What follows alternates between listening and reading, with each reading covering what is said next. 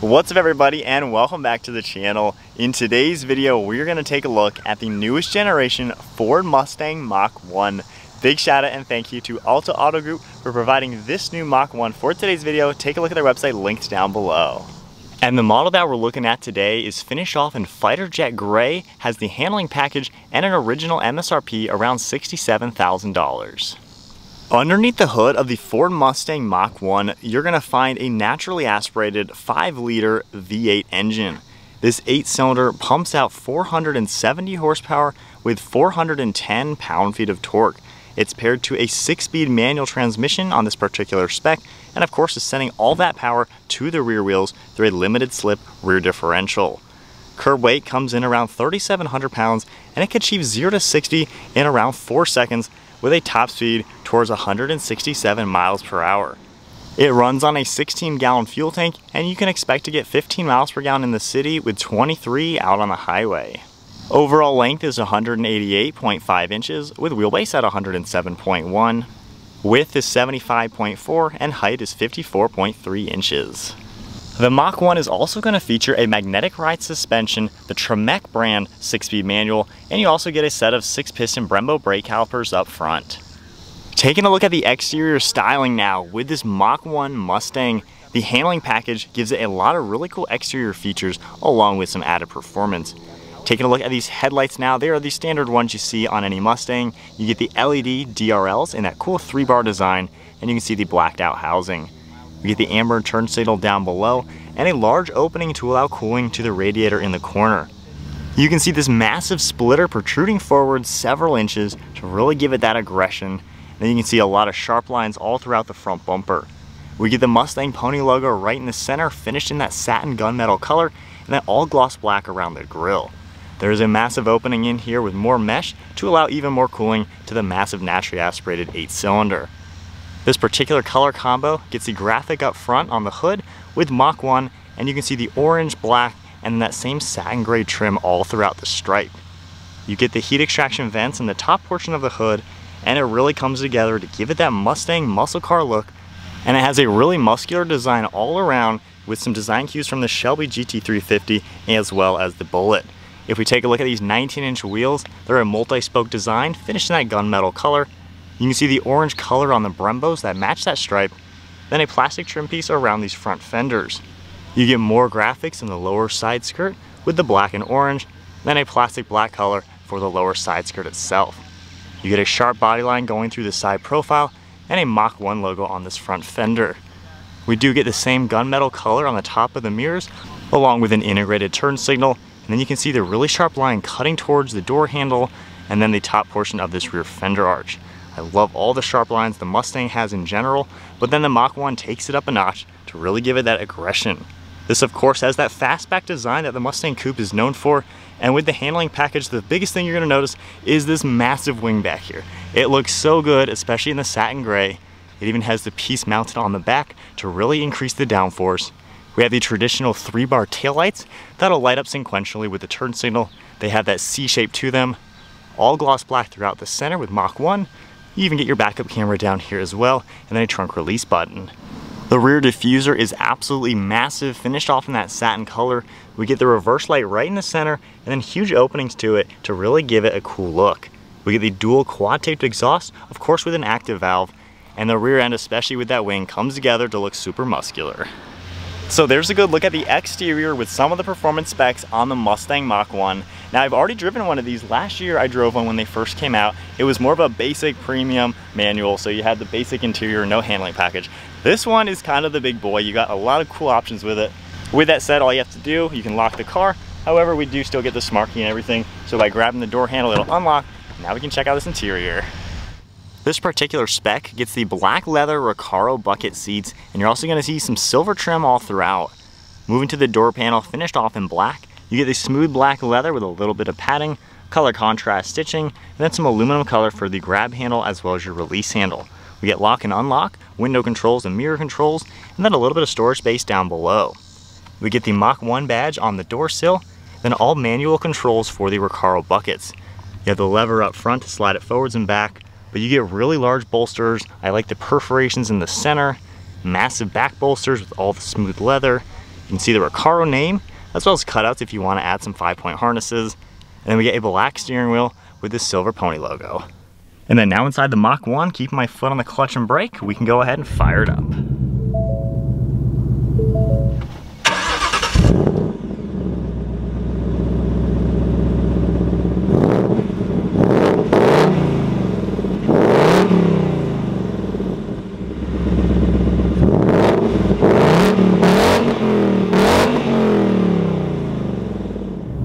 Taking a look at the gauge cluster now, we get the full 12-inch digital display, speedometer on the right, tack on the left with your gear. This is all configurable with your drive modes. You can view everything in the screen using the Mustang logo on the right side of the steering wheel. So if I go ahead and toggle that, you can see the My mode, your exhaust mode you're able to adjust. We can go into a quiet mode, which really quiets down. You can see track apps as well, acceleration timer, brake performance, you get your line lock and lap timer. You can also see the shift indicator, rev match, and then a few more things will come up. If you want to go ahead and change the view, the silver toggle on the far right is your drive modes. You toggle this up and down and it'll go into your different drive modes. If we go into this mode right here, it's kind of a customizable one. Then if we go into the sport mode, it'll change just a little bit. And then the track mode pops up with a much more oriented version for track use. We can continue into a dragster mode, snow and wet, and then back into the normal view. So very cool the way everything is laid out. You can see some controls on the left side of the steering wheel for volume and audio, cruise control settings, more controls on the right side, turn signal stalk on the left, of course with your windshield wipers on the right. Then we have an area right here you can open up with a little bit of storage, trunk release button, then all of your headlight controls. Then you get some smooth black leather on each side of this dashboard. Has that traditional classic Mustang design with the double bumps. We get a Mustang Mach 1 badge with the chassis number, then a really cool aluminum design for this plastic trim. We get your oil pressure as well as the engine vacuum, Bang & Olufsen audio system, and then moving to the Sync 3 navigation screen. You can see all of your climate control settings, your audio will come up as well, phone integration, navigation screen, and then if you continue over you have different apps, and then all of your settings. You can swipe over, see a few more items. Then if I go ahead and go into reverse, your rear view backup camera is going to pop up with a few guidelines. You can even toggle that plus view to get a little bit closer view. So really nice how everything is laid out. Underneath the screen we have a few more controls for audio and then all of your climate controls. You can adjust your temperature dual zone on the left and right. You have your fan speed as well, and I like how it comes up on the screen. More of these controls, and of course when you're in your climate control you can use the touchscreen buttons. Underneath all that, we have hazards, as well as your traction control, your two drive modes. The one on the left is for your steering. You have a few different modes for the steering, going all the way up from normal into sport, and then of course the drive modes that you already saw. Underneath that, we have a little bit of storage, a USB and 12 volt, manual shifter with a really nice round shift knob with your whole shift pattern. Then you even get a manual parking brake, two cup holders in the center, and then your armrest. Opening this up, pretty normal amount of storage space as you would expect in any Mustang, and then you can press that button and we have a pretty large bucket. So then one last look at the interior of the Mach 1. It pretty much looks like a normal GT with the Recaro seats. Very nice and performance oriented in here, nothing too crazy fancy. And then up top we get your dome lights as well as a mirror. Now the Mustang Mach 1 is available with rear seats. If we go ahead and lift this lever, the seat will fold out of the way. This car has been spec'd from Ford with the rear seat delete. So it's really just a massive area in here for storage. It's still shaped like a bucket seat of course, but these two panels of course replace the factory seats. And just in case you're wondering if you can still sit in the back seat of the Mach 1 with no seats, there are no seat belts, so obviously for legal reasons you can't be in here when the vehicle is underway. However, given the shape of everything, you can technically sit back here if you're going to do some photos of the interior or something. You still do get the latches on the backs of these seats to get them out of the way nicely, but obviously you're not going to be sitting back here. And then now moving on to the trunk, you can double tap the button on the key fob, use that one on the interior, or there also is one right underneath the bumper. Lifting this up, as expected for any Mustang, you have all sorts of good space in here, pretty large for a ton of items. You can even grab this up, and we have a little bit of storage in here. And then being that there are no rear seats, this is a little bit different, so you might just get a little bit more room. And then obviously there's nothing that'll fold down for any extra storage, but you do get the massive sub back here, and it makes for a pretty usable car. All right guys, we are setting off now in the Mach 1 Mustang. So we're already in track mode, everything. Feel it out a little bit. So this car is kind of based off of the Bullet. However, we have a lot of Shelby stuff from the 350, even a little bit of GT500 stuff in it, but it's kind of that naturally aspirated pure muscle car.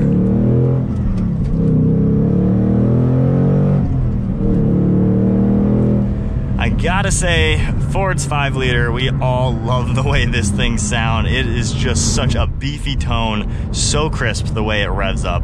Very smooth engine as well. So the biggest thing you're gonna notice when you're in this, it kind of feels like a Bullet. You know, we have the Magneride suspension. However, the biggest thing is we have the Tremec manual rather than just the normal Ford one. This one seems to be a much better transmission. It's a lot more notchy, and reliability seems to be a lot better. We have the magnetic dampers. And when you play with them along with the steering, I mean, this car handles pretty well. I mean, it's still a Mustang at the end of the day, so it's not like, you know, it's super pinpointy, but it's not that bad. It handles nicely. It's a pretty solid feeling car. And I gotta say, the clutch pedal weighs nothing. It is really easy. But steering is nice and direct. There's not much body roll when going back and forth. You don't really expect that when you're in a Mustang, but I like the revisions that this car is gonna have over a GT. This isn't just a GT with all the options and the different transmission. It really does feel like a little bit more solid of a car. I think it offers quite a bit for the performance. So flipping a UE now, we're gonna tone it down. When you toggle this, my one complaint with Mustang is you just have to toggle it so many times to go back into your normal mode. So you can't go back, you have to go all the way through it. That's Mustang across the board, you know, any of them with the drive modes. But normal driving now, exhaust valve is closed, it's nice and quiet. It's not that bad, it's a pretty comfortable car. Actually, we can make the exhaust even more quiet. I think that is a great feature. In quiet mode, it completely turns off. You can just barely hear a little bit of the V8 in the background, but it turns into a pretty normal car. And you can even further that by going into the comfort steering, and now it's super lightweight, and it relaxes the car quite a bit to where it's a normal daily. I mean, a Mustang is a pretty generic car to where you can drive this all the time, daily it. I mean, it just has that characteristic. This one with the seat delete, obviously you're not gonna put kids or people back there at all, but you still have a ton of storage space in the car to where it can be usable. You know, this is not a car that's gonna be hard to drive. Like I said, the clutch is super easy, transmission is easy. You have all the interior amenities. And right now, you know, stuck behind a slow truck, it's a pretty normal car. But the thing I love about the Mach 1 especially, when you crank it up all the way into the track mode, everything kind of automatically adjusts, like the exhaust mode, we're now to track. So everything goes to the sharpest versions, everything is laid out right there. And now all of a sudden, we are in a muscle car, a really performance-oriented, track-focused even muscle car.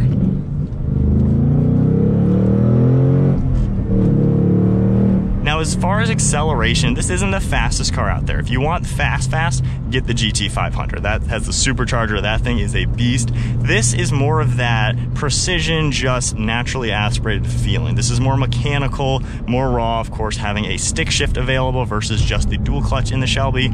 So this kind of gets you to take a step back from just raw power, and it lets you play with the car, play with the mechanical aspects, and really just be able to roll through the gears and have that fun to drive aspect. You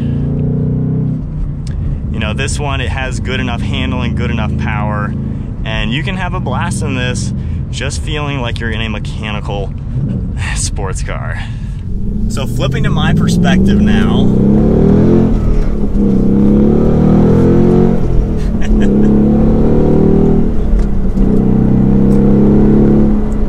that was up to highway speed pretty quickly without even stressing the engine.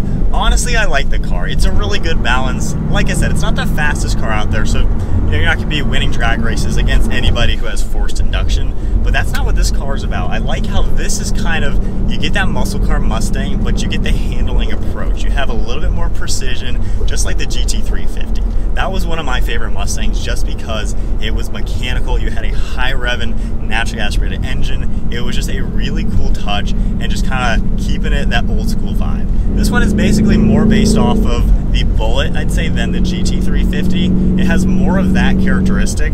It's not quite as raw feeling as the GT350, and I like that aspect because before you really couldn't get a normal Mustang with the extra stuff in it. You had to get the Shelby. This one feels a little bit more toned down, but you get the fun factor.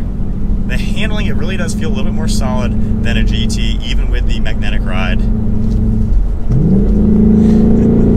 Transmission, of course, is a big step up. Driving them back to back, a normal GT, I don't feel the biggest difference with the shifter and the transmission. I think most of the benefits are the reliability of it. It does feel a little bit more notchy and more mechanical. The other one, not quite as good, but still it does feel pretty good. But I think longevity is when you're going to really notice the Tremec being a much better transmission. I was surprised at how lightweight the clutch pedal is. It's a very easy car to drive, very user-friendly. You don't feel like you're doing leg day every time you're behind the wheel of this car. But overall, I think it's a pretty rock-solid option to get. And even hitting it around a turn, it manages traction really well. We have the Coupe 2 tires, I believe, pretty performance-oriented, pretty sticky tires. You're not really going to be losing it too much in this car. So it's really set up for that. Of course, the big wing, the whole handling package and everything, it makes it to where you can feel the track-focused aspects in the Mach 1. I like that aspect. When I filmed the Mach 1 last year, a lot of people commented saying it really is just a bullet with a $10,000 or $15,000 price increase. And then a lot of people said it's basically a GT, just with the better transmission. It's not that far-fetched saying that, but it does feel a little bit different. It does feel a little bit more like a solid handling car, and I think the car itself feels a little bit tighter put together. So there's something about it that does make it feel a little bit more special. It doesn't feel as raw as the GT350, like I kind of already mentioned, but it does feel like a bullet, just kind of a newer version. You get a few more little bells and whistles in it. But I like the fact that you do get all the adjustments, you know, the active dampers and things like that. So once I finally scroll through all the different drive modes back into normal mode, it tones down just enough to where, like I said, it's a pretty livable car. I don't think you can really complain too much in the Mach 1. Gosh. I feel like everybody loves the Coyote V8. It's just so smooth, it sounds good. And these aren't crazy expensive. You know, on the used market, this one is a pre-owned car. Probably is going for a little bit more than MSRP, but you're getting a pretty solid car that's probably going to hold some value long term. And the drive modes, they really are different. Each drive mode tightens up the car quite a bit. Handling with it, I like, you know, it's a fun Mustang to drive if you want a muscle car but don't want a muscle car at the same time. I'm not a muscle car fan. I like going through the twisty turns. I don't really care about straight line drag racing. That's why I picked cars that can do the straight line obviously faster than most, but can still do the handling. This is a car that lets you take that step back and just enjoy the precision and enjoy the handling while still in a muscle car. So it's a really good blend. I'm a big fan of the Mach 1. I think it's a cool option, and you get the automatic for those of you who want that. 6-speed though, of course, is the best way to go just because it lets you have that mechanical feeling. But anyways, that's it for the Mach 1. Hope you guys enjoyed today's video. If you did, give it a thumbs up and hit that subscribe button. Stay tuned for plenty more content. And big shout out and thank you to Alta Auto Group for providing this Mach 1 for today's video. I'll have their website linked below, and Mike is filming an identical Mach 1 with the automatic, so check that video out in the description. So I'll see you guys in the next video.